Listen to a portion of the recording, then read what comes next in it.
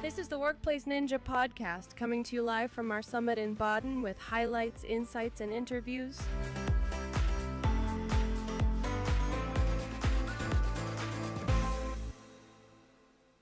All right, good morning. Welcome to the session about Zero Trust Emergency Access. In the next 10-15 minutes, I will show you a way to create an emergency access account in a more secure way than we know them already today.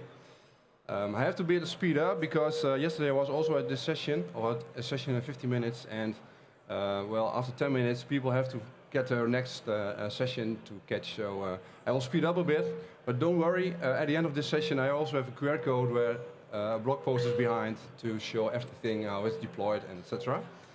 So let's start. Okay. What if a conditional access policy is not your friend at the moment? So if you logged out yourself, or MFA isn't working, or anything else, then you have to go into your tenant for some reason. But you can't go to it because emergence of the conditional access policies are working properly. So what we are doing, and I hope you have created one of them, is using an emergency account. The noise is a bit singing, but okay. But what is emergency account today? Emergency account is an access account which is highly privileged. And from that perspective, it's for me a big concern because it's a user account and with a very complex password mostly of the time. Some users creating multiple emergency accounts with multiple MFA strategies behind that, but it's not the way I like to see. And so I tried another way to create an emergency account without MFA, but in another way. So what differs the way I use from the normal emergency account? The emergency account I have created is much less high privileged. A more normal emergency account often is a global admin account or something in that region. The emergency account I use only have some access to add members to a group. The next thing is the emergency account I use is not a user account. So we have another way to log in with that account. Second thing is the emergency account itself is totally useless. You can log in with it, but only with that account you can do nothing. So you have to do more to get in and to get access with all the privileges you need. And the last point is, the solution I use, you can use your own admin account later to do things you need to do for that moment. Something about me, but I want to skip it because of the time. The process I use is the next thing. What I do in the first step is I've created a self-signed certificate. In the next step, I created an app registration into my Azure AD tenant, and the step behind that is to upload my self-signed certificate to the app servers. The next step thereafter is what I did was creating an Azure AD role that allows me to add, of an Azure AD group that allows to add Azure roles to that group. I will explain later why I did that on that way. The next thing is I create the service principal. I made that the owner of that group. And the last thing is I add that group as an exclusion to the conditional access policies. When everything is in place, the login steps are very simple. I log in with the service principal, with the app service principal ID, the certificate, and the password from that certificate. The next step is I use the Graph API to add a user to the exclusion group, which is connected to the conditional access policy. And thereafter, the user which is added to the exclusion group is the user where I am going to log in with. How does it look like when everything is deployed? I've created some screenshots. In the first screenshot, you see there is an app service principal created. I've created a certificate which is uploaded to the app service. Next thing is I created the AD group, and I allowed that group to so that Azure AD roles can be assigned to that group. And the reason for that is because of when using that group type, only a global admin, a privileged administrator, and a owner of that group can add users to that group. Because of my service principal is not a global admin or a PIM administrator, I have to create, or I have to add that user to the service principal to owner to the group.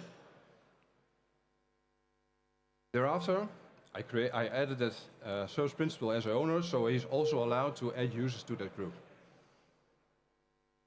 And the last thing is I added that exclusion group to my MFA policies.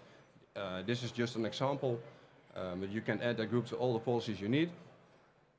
And so the users in that group are bypassing that conditional access. When everything is in place, I have written some command line, which you can show here. What I do in basic steps is I create a secure string, which is the password from the certificate. The next part is, of course, I need a tenant ID, but thereafter I also need the application ID. And then I use PowerShell to connect to Azure AD based on the app service ID and the certificate with the password. There are also steps to create, to log in with a certificate, including the private key. But then you only need the certificate with private key and the app service ID, which is 2 steps. And if you know when you have the normal certificate, including the password, you need 3 things to log in. So that's more secure. Thereafter, I create a token to get connected to the Graph API. And then the whole sequence starts to add a user ID to a group. And then when a user is added to the group, then the user can log in. I have a little demo recorded a few days ago, which I want you to show. The first step is I log in with a user. It's my own user account, which is a normal user. It's using MFA. So this is the first step, and everything is working fine. The password is quite long, so it takes a while.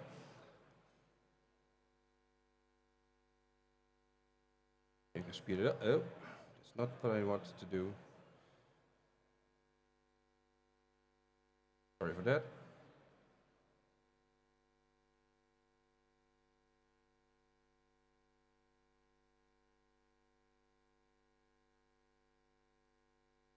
User code. Sorry, it's not number matching, but I haven't the time to refactor that. But as you can see, it's just a normal user, normal MFA, and I'm logged in with the way I used to get in. Well, now, what will happen if conditional access isn't working? Then you have to log in without MFA. So what I do next is to log in with my certificate, including the password, etc. So what I did is it a bit? Can you see it over and behind the code? Yeah, okay, cool. So what I do is I connect to Azure AD. The app service ID of the application ID is factor of a layer 1. So you must need the ID for the application. Then you must need the correct certificate, which is connected to the service of the service principal, and you need a password for the certificate. After I logged in, then I create an access token, and I will send it a pause now. As you can see, the app service only have Graph API permissions to add group members to a group. That means I'm not able to search for users, and I'm not able to search for groups. That means that if someone has my service principal and my certificate and the password, he can log in, but he still can't search for users to add to groups. So I also must need the group ID and the user ID which I want to add. So the error you see on the screen now is I don't have permissions to search for an account like sander@rozemuller.com. So I must have the account ID from sander@rozemuller.com. And I go further.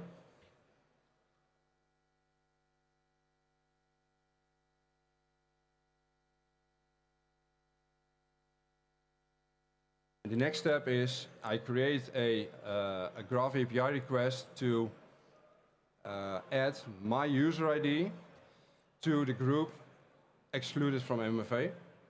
So what I'm selecting now is the URL that represents the group. So the group ID DCD, that's the group ID from the exclusion group ID. And the member in the body is the object ID from my own account, my own admin account. So that's the next step, and the last step is to send a request to the Graph API. Get a response, no content, that's correct.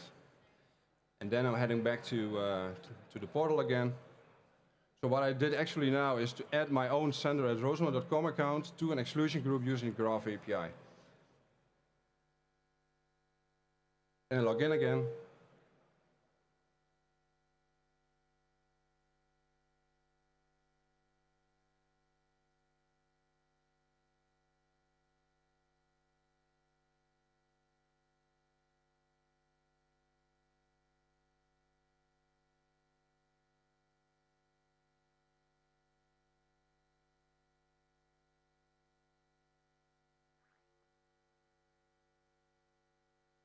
Sign in, and as you can see, no MFA requested.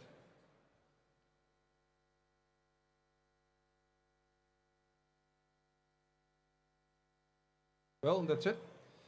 So, a little wrap up, a few minutes left.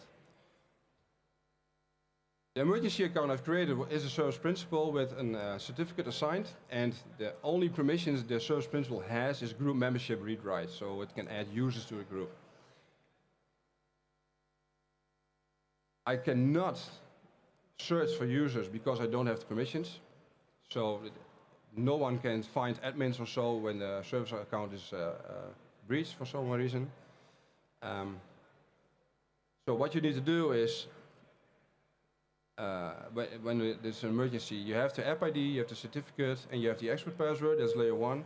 And layer 2 is you must need the user ID and the exclusion group ID. This is the QR code from my blog, where I explain everything, how to deploy, why need particular commands, how you get into it, etc., etc. So, well, it's yeah, that's me when I was a little boy. You're not the first one that says to me. But yeah, it's really short because I can talk about in 1 hour about this. But yeah, it's a bit pressed in 10 minutes, but that's it. Thank you.